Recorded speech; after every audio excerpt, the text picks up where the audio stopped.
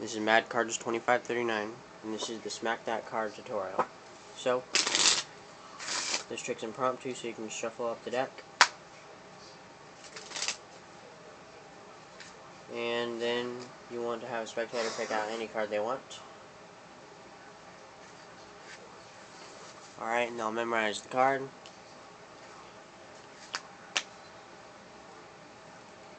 Alright, and then you want to stick it into the middle of the deck, like this, and catch a pinky rake under it. I mean above it, I meant.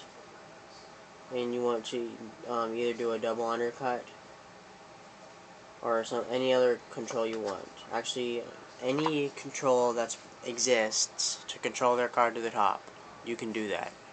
So any control that you want to control it to the top. And I used to, since when I was an amateur, I just said, okay, I'm going to put your card here on top.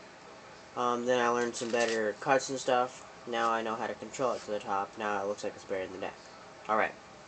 So now what you want to do is you want to take the top and bottom card. Alright. And you want to move it to the bottom. So now what you just did is put their card in the second position. What you want to do this 4 times. So you just did that once, twice, put it back on the bottom, 3 times on the bottom, and 4 times. Now they're on the bottom.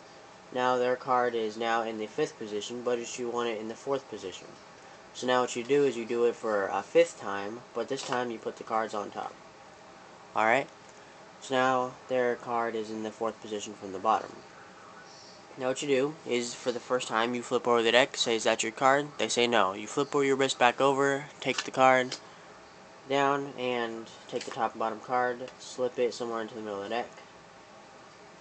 Alright, now for the second one, you want to hold it in this kind of a grip, where your thumb is able to slide the card. Because when you ask, is that your card, you're going to flip your wrist over, and you're going to have your thumb on the card and slide it, and you're going to grab their selection.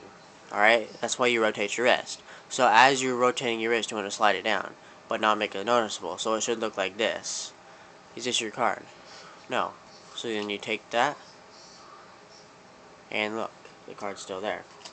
So, you just want to go like that, and try not to flash the back because that slid off. And then you just want to take the card, and then not rotate your wrist back over because they're going to notice it's still there. So just take the top and bottom card and lose into the middle of the pack. Alright, and so you're just going to keep doing this until you have a total of 6 cards. Alright, I'm just trying to speed up here.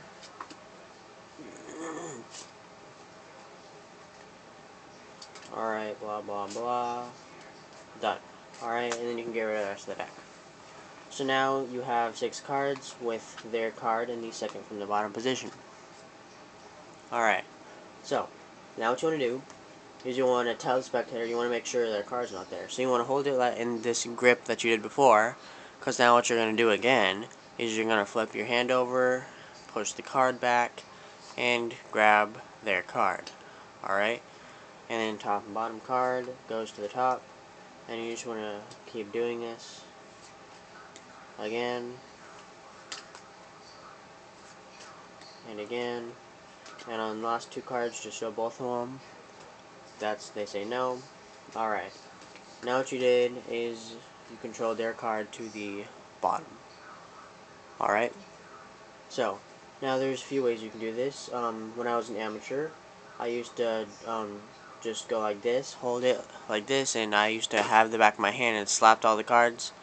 They all wouldn't be the same direction. If you're like a higher distance from the ground, then they would all splatter all over, which makes a better effect, but I'm really close to the ground right now.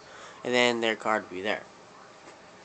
Alright, I learned a new way to do it from Scam School, but I tried it on a spectator, and it didn't work very well. So, I didn't use that. Or what I did in the performance was I held it like this, I pushed off a block. Alright, and I just threw all the cards, of course they'd splatter, I threw all the cards down, and their cards left in my hand.